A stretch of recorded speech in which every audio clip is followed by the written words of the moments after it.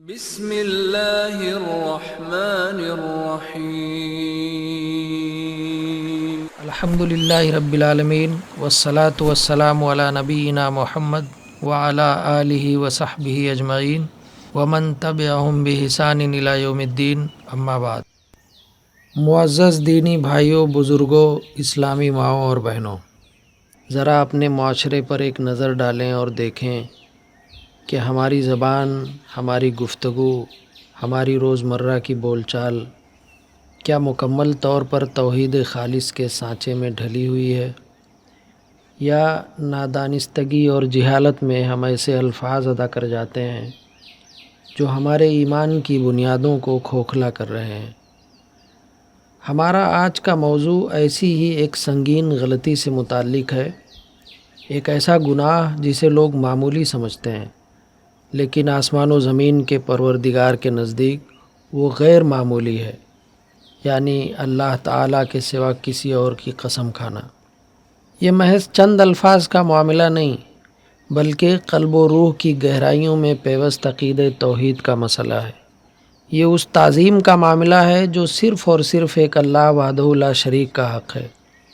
کیا کبھی ہم نے سوچا کہ جب کوئی شخص اپنے باپ، اپنے پیر، کعبے یا کسی نبی کی قسم کھاتا ہے تو وہ در حقیقت کس جرم کا ارتکاب کرتا ہے؟ آئیے کتاب و سنت کی روشنی میں اس بڑے خطرے سے پردہ اٹھائیں اور اپنے ایمان کو شرک کی آلائشوں سے پاک کرنے کا عزم کریں۔ سب سے پہلے یہ سمجھنا ضروری ہے کہ قسم کہتے کسے ہیں۔ قسم در حقیقت اپنی بات میں زور پیدا کرنے کے لیے کسی ایسی ہستی کا نام لینا ہے جو عظمت والی ہو۔ عربی زبان میں اس کے لیے مخصوص حروف واو، با، تا استعمال ہوتے ہیں۔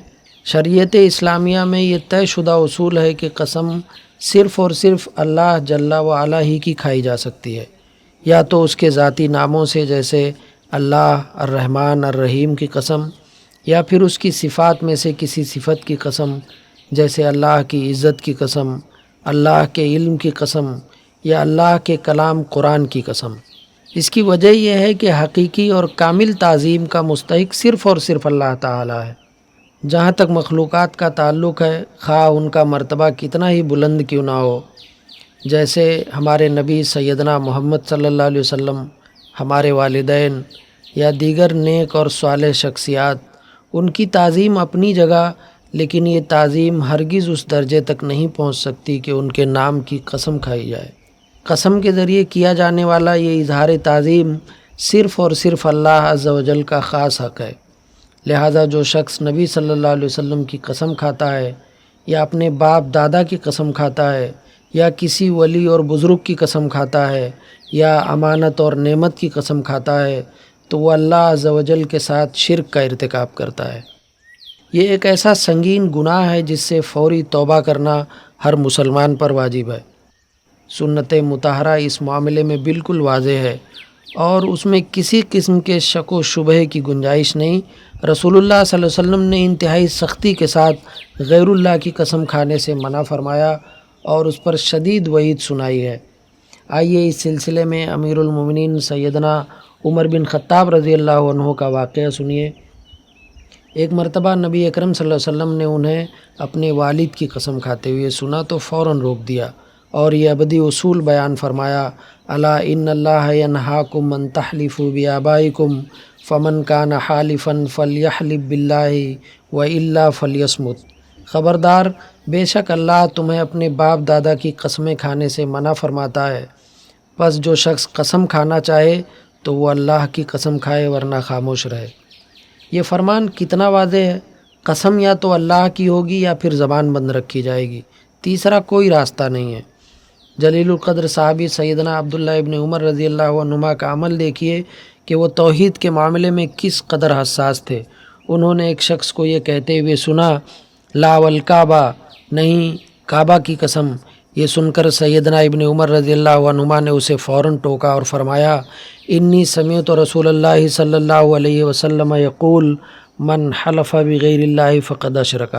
میں نے رسول اللہ صلی اللہ علیہ وسلم کو یہ فرماتے ہوئے سنا ہے کہ جس نے غیر اللہ کی قسم کھائی اس نے شرک کیا۔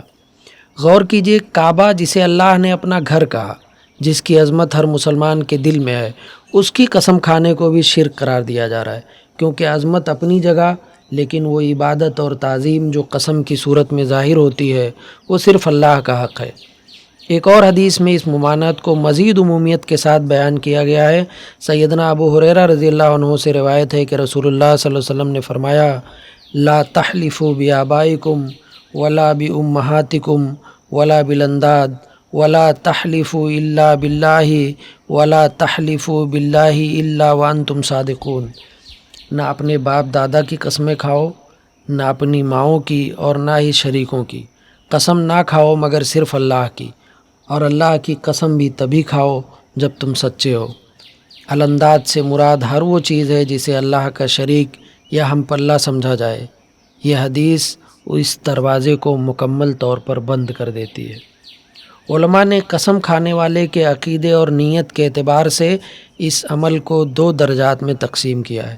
پہلا درجہ شرک اکبر، یہ وہ صورت ہے جب قسم کھانے والا یہ عقیدہ رکھے کہ جس مخلوق کی وہ قسم کھا رہا ہے وہ عظمت میں اللہ تعالیٰ کے برابر ہے یا نعوذ باللہ اس سے بھی بڑھ کر ہے۔ یہ شرک اکبر ہے جو انسان کو دائرہ اسلام سے خارج کر دیتا ہے۔ اللہ ہمیں اس سے اپنی پناہ میں رکھے۔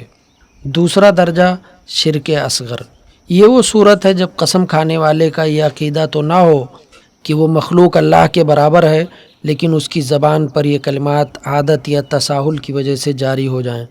آج کل جو لوگ غیر اللہ کی قسم کھاتے ہیں ان کی غالب اکثریت اسی میں مبتلا ہے۔ اگرچہ یہ شرک اکبر نہیں، لیکن یاد رکھیے شرک اصغر بھی کوئی معمولی گناہ نہیں ہے، یہ ایک انتہائی سنگین جرم ہے جو توحید کے کمال کے منافی ہے۔ میرے بھائیوں، ہمیں یہ بات ذہن نشین کر لینی چاہیے کہ شرک اصغر اگرچہ انسان کو ملت اسلامیہ سے خارج نہیں کرتا، لیکن یہ بہت بڑا گناہ اور انتہائی سنگین جرم ہے، بلکہ اس کا گناہ بہت سے کبیرہ گناہوں جیسے زنا، چوری اور شراب نوشی وغیرہ سے بھی بڑھ کر ہے۔ کیوں؟ کیونکہ اس کا تعلق براہ راست اللہ کے سب سے بڑے حق یعنی توحید سے ہے۔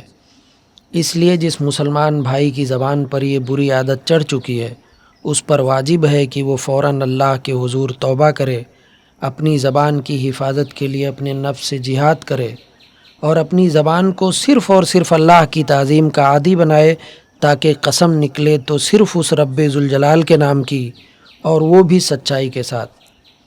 آج ہم نے کتاب و سنت کی روشنی میں یہ سیکھا کہ قسم کھانا تعظیم کی ایک خاص شکل ہے جو صرف اللہ تعالیٰ کا حق ہے۔ اللہ کے سوا کسی بھی مخلوق کی قسم کھانا، خواہ وہ نبی ہوں، ولی ہوں، والدین ہوں یا کعبہ ہو، حرام اور شرک ہے۔ نبی اکرم صلی اللہ علیہ وسلم نے انتہائی سختی سے اس عمل سے منع فرمایا ہے اور اسے شرک قرار دیا ہے۔ اگرچہ عموماً یہ شرک اصغر کے زمرے میں آتا ہے، لیکن یہ گناہ میں بہت سے کبائر سے بھی سنگین تر ہے۔ آئیے ہم عہد کر کے اٹھیں کہ اپنی زبان کو شرک کی اس آلائش سے پاک کریں گے۔ آج سے ہم خود بھی غیر اللہ کی قسم کھانے سے مکمل پرہیز کریں گے، اور اگر اپنے کسی بھائی کو اس غلطی میں مبتلا دیکھیں گے تو اسے بھی حکمت اور محبت سے رسول اللہ صلی اللہ علیہ وسلم کا یہ فرمان یاد دلائیں گے۔